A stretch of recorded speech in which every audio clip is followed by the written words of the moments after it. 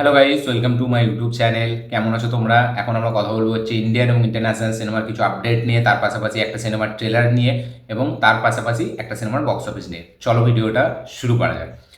সব থেকে প্রথম যে সিনেমাটি নিয়ে কথা বলবো সেটা হচ্ছে রামচরণ এবং Kiara Advani starrer upcoming film directed by Shankar. ফিল্মটার নাম হচ্ছে গেম চেঞ্জার।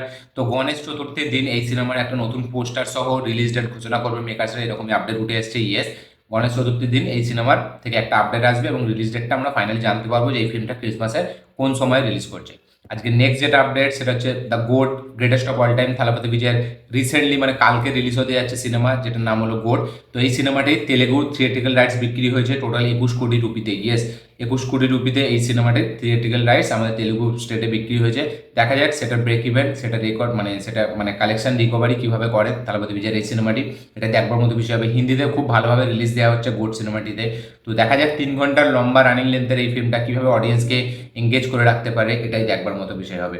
আজকে নেক্সট যেটা আপডেট সেটা হচ্ছে ফাহাদ ফাসিলকে নিয়ে। তো একটা রিউমার উঠে আসছে যে ইমতিয়াজ আলী আমাদের বলিউডের ডিরেক্টর এবং তার পাশাপাশি ফাহাদ ফাসিল মালায়ালাম অ্যাক্টর, তো এরা দুজন নাকি একসাথে কোলাবোরেট করতে চলেছে একটু ফিল্ম নিয়ে।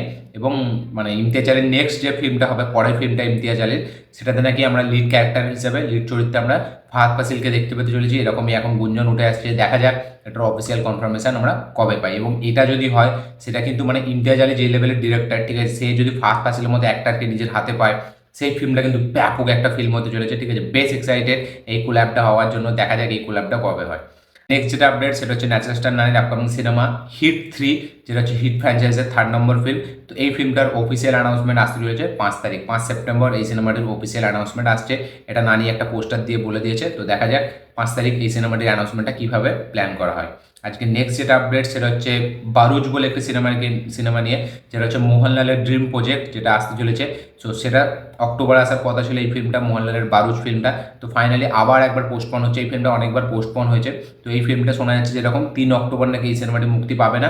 তো দেখা যাক এই সিনেমাটি পোস্টপন হয়ে কি 2025-এ যায় নাকি ডিসেম্বরের দিকে শিফট করে, এটা দেখবার মতো বিষয় হবে। মোহনলালের বারুজ সিনেমাটি কিন্তু খুবই মোহনলালের ড্রিম প্রজেক্ট। দেখা যাক এই সিনেমাটি আমরা থিয়েটারে ফাইনালি কবে দেখতে পাই। আজকে নেক্সট যেটা আপডেট মানে পরের আপডেটটা সেটা হচ্ছে শাহরুখ খানকে নিয়ে। তো শাহরুখ খান 2023-এ সে ব্যাক টু ব্যাক মানে 2,500 কোটি টাকার বক্স অফিস কালেকশন দিয়েছে একা। মানে 2023টা সবসময় ইন্ডিয়ান হিস্ট্রি সিনেমাতে সবসময় লেখা থাকবে শাহরুখ খানের নামে। 2023টা মানে বিশালভাবে তার কন্ট্রিবিউশন ছিল। 2,500 কোটি টাকা শুধু সে নিজে অফার করেছিল মানে বক্স অফিসকে। ঠিক আছে, তো তারপরে 2024-এ তার কোনো সিনেমা আসবে না। যেরকম শোনা যাচ্ছে নাকি 2025-এও নাকি তার কোনো সিনেমা আসবে না। কিং হয়তো আমরা 2026-এ দেখতে পেতে চলেছি, যেটা হচ্ছে তার নেক্সট সিনেমা, পরের সিনেমা কিং, যেটা সুজয় ঘোষ ডিরেক্ট করবে, যাতে সুমানা খানও থাকবে। তো কিং সিনেমাটা নাকি 2026-এ আসবে এবং 2024-এর মতো 2025-এও শাহরুখ ফ্যান্সের জন্য নাকি কিছু থাকবে না, এরকমই আপডেট উঠে আসছে। দেখা যাক ফাইনালি কিংয়ের অফিসিয়াল অ্যানাউন্সমেন্ট আসলে এবং তার রিলিজ ডেট জানা গেলে এটা পুরোপুরি ফাইনাল মানে কনফার্ম হবে যে 2025-এ হয়তো শাহরুখের কোনো সিনেমা আসবে না। এটা শাহরুখ ফ্যান্সদের জন্য খুবই একটা ডিসঅ্যাপয়েন্টমেন্টের ব্যাপার। কিন্তু 4 বছর পর যখন এসেছিল সে এরকম কামব্যাক করেছে, তো নিশ্চয়ই 2 বছর পরও সে পরপর ব্যাক টু ব্যাক ফিল্ম আনবে। তো দেখা যাক সেটা কি হয়। 2024 আর 25-এ শাহরুখ খানের কোনো ফিল্ম আসবে না। আজকে নেক্সট যেটা আপডেট সেটা হচ্ছে স্কাই ফোর্স, অক্ষয় কুমারের আপকামিং সিনেমা, যেটা গান্ধী জয়ন্তীতে রিলিজ করার কথা ছিল নভেম্বর মাসে। কিন্তু ফাইনালি এখন যেরকম আপডেট উঠে আসছে যে এই ফিল্মটা অফিসিয়ালভাবে আমাদের রিপাবলিক ডেতে শিফট করে গেছে। ইয়েস, মেকার্সের তরফ থেকে এটা কনফার্ম করা হয়েছে যে এই ফিল্মটা আমরা 24শে জানুয়ারি 2025-এ এই সিনেমাটি দেখতে পেতে চলেছি। এটা পুরোপুরি এখন কনফার্ম। দেখা যাক এই সিনেমার টিজার ট্রেলার আমরা কতদিন পরে দেখতে পাই। আজকে নেক্সট যেটা আপডেট সেটা হচ্ছে হলিউড থেকে। তো নাইটস আউট 3, ড্যানিয়েল ক্রেগের ফ্র্যাঞ্চাইজ নাইটস আউট, তার পার্ট 3 আসতে চলেছে, আমরা সকলেই জানি। তো এই সিনেমাটার যে বাজেট সেটা কিন্তু বিশাল, $210 মিলিয়ন এই সিনেমাটির বাজেট। একটা মানে ক্রাইম থ্রিলার মুভি হিসাবে এই বাজেটটা অনেকটা, ঠিক আছে। তো এই ফিল্মটা পরের বছর আমরা নেটফ্লিক্সে দেখতে পেতে চলেছি। দেখা যাক নাইটস আউট 3 কীরকম হয়। নাইটস আউট যেটা খুবই একটা দারুণ ফিল্ম ছিল, গ্লাস অনিয়নটা একটা ঠিকঠাক ফিল্ম ছিল আমার মনে হয়, কিন্তু দেখা যাক নাইটস আউট 3 কীরকম হয়। আজকে নেক্সট যেটা আপডেট সেটা হচ্ছে ভূমি পেডনেকার এবং আমাদের অর্জুন কাপুর স্টারের একটা ফিল্ম এসেছিল যেটার নাম ছিল লেডি কিলার, যেটা থিয়েটারে বিশালভাবে ডিজাস্টার হয়েছিল। তো সেই ফিল্মটা ফাইনালি কোনো মানে ওটিটি চ্যানেল কেনে নি, তাই জন্য এই ফিল্মটা ডাইরেক্ট ইউটিউবে রিলিজ করা হয়েছে, ইউটিউবে আপলোড করা হয়েছে। আপনারা লেডি কিলার নামে সার্চ করলেই পেয়ে যাবেন, তো সেখানে গিয়ে এই ফিল্মটা আপনারা দেখতে পারেন। আজকের পরের যেটা আপডেট সেটা হচ্ছে দেবরা মুভি থেকে, junior NTR upcoming cinema Debra, যাতে আমরা জাহ্নবী কাপুরকে দেখতে পেতে চলেছি। ভিলেন হিসাবে আছেন সাইফ আলী খান। এই সিনেমার 4 নম্বর গান যেটার নাম হচ্ছে দাবুডি, এই গানটি আসতে চলেছে আজকে। এবার আজকে মনে হচ্ছে হয়তো বিকালের সময় এই গানটি চলে আসবে। তো দেখা যাক কালকে অনিরুদ্ধই মনে একটা পোস্ট দিয়ে জানিয়েছিল এই গানটার সময়কালটা, আমি দেখিনি অতটা ভালো করে। তো এই গানটা আজকে আসতে চলেছে। আজকের পরের যেটা আপডেট সেটা হচ্ছে সারিপদা সানিবারাম ন্যাচারাল স্টার নারী রিসেন্টলি রিলিজ হওয়া সিনেমা স্টারিং এস জে সূর্যা এবং ন্যাচারাল স্টার নানি। তো এই ফিল্মটার টোটাল নিজের 6 দিনের মেবি কালেকশন, মানে মঙ্গলবার পর্যন্ত যেটা সোমবার পর্যন্ত যে কালেকশনটা সেটা হচ্ছে ওভারসিজ থেকে এই ফিল্মটা 10 কোটি টাকা কামিয়েছে এবং টোটাল ওয়ার্ল্ড ওয়াইড শেয়ার যে কালেকশন সেটা হচ্ছে 35 কোটি টাকা এবং ওয়ার্ল্ড ওয়াইড গ্রস কালেকশন হচ্ছে 65 কোটি টাকা। এই ফিল্মটা ওয়ার্ল্ড ওয়াইড কালেকশন করেছে হচ্ছে 65 কোটি টাকা। এটা হচ্ছে ট্রেডদের মতে এবং প্রডিউসারের মতে এই ফিল্মটা কালেক্ট করেছে 75 কোটি টাকা নিজের ওই 6 দিনে। তো এটা ছিল সারিপদা সানিবারামের বক্স অফিস কালেকশন। আজকে নেক্সট যেটা আপডেট, পরের যেটা আপডেট সেটা হচ্ছে থালাপতি বিজয়ের গোট সিনেমাটিতে নাকি ক্যামিও চরিত্রে থাকতে চলেছে mister Dhoni, M S Dhoni. তাকে আমরা নাকি গোট সিনেমায় একটা ক্যামিও রোলে দেখতে পেতে চলেছি।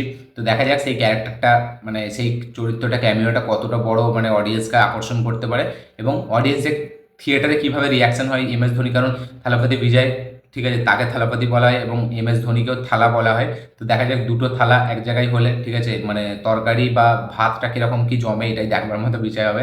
তো গোট সিনেমায় ক্যামিও থাকতে চলেছে ধোনির।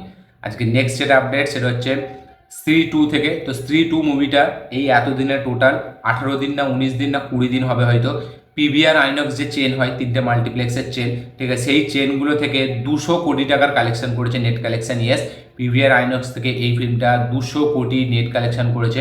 তো বোঝা যাচ্ছে স্ত্রী 2 সব জায়গায় ডমিনেন্স দেখাচ্ছে, ঠিক আছে মানে ওয়েস্ট বেঙ্গলে বলুন বা ওয়ার্ল্ড ওয়াইড কালেকশানে বলুন, হিন্দি নেট কালেকশানে বলুন, পিভিআর আইনক্সে বলুন, তো ব্যাপক একটা রেসপন্স দেখাচ্ছে। দেখা যাক ফাইনালি এই সিনেমার বক্স অফিস কোথায় গিয়ে ক্লোজ হয়। আজকের পরের যেটা আপডেট সেটা হচ্ছে কাঙ্গুবা, যেটা হচ্ছে সূর্যার আপকামিং মোস্ট অ্যান্টিসিপেটেড সিনেমা।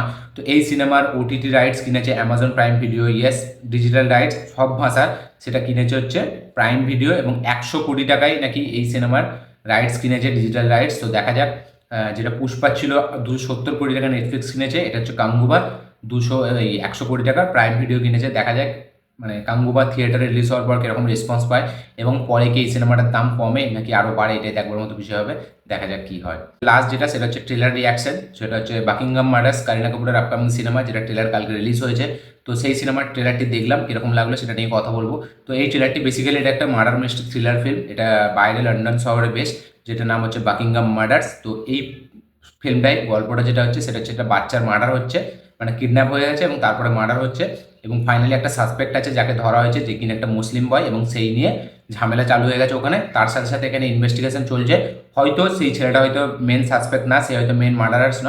এবার এখানে সাসপেক্ট সবাই, ঠিক আছে তার ফ্যামিলি, তার রিলেটিভস, ঠিক আছে মানে বন্ধু বান্ধব যতজন আছে ওই যে বাচ্চার পরিবারটা তাদের সবাই হতে পারে। এবার সাসপেক্ট এখানে সবাই টোটাল 5 জন এখানে সাসপেক্টার, মানে 5টা ক্যাটাগরিতে, ফ্যামিলি, ফ্রেন্ডস, রিলেটিভ সব কিছু মিলিয়ে।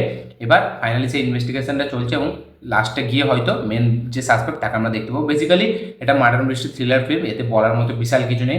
তো দেখা যাক ফিল্মটার এক্সিকিউশন কীভাবে করেছে হানসাল মেহতা, ঠিক আছে কীভাবে প্রেজেন্ট করেছে, এটার উপরেই পুরো সিনেমাটা নির্ভর করে। কারিনা কাপুর সে জানাজার মতো সিনেমা করেছিল নেটফ্লিক্সে, যেটা কিন্তু খুবই অ্যাপ্রিসিয়েশন পেয়েছিল।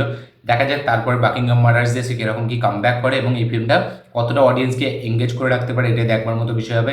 13 তারিখ এই সিনেমাটি রিলিজ হচ্ছে। এই সিনেমাটি 2023-এ একবার রিলিজ করা হয়েছিল লন্ডনে একটা ফিল্ম ফেস্টিভ্যালে, BFI একটা ফিল্ম ফেস্টিভ্যাল হয়েছিল, সেখানে রিলিজ করা হয়েছিল, সেখানে দারুণ অ্যাপ্রিসিয়েশন পেয়েছিল।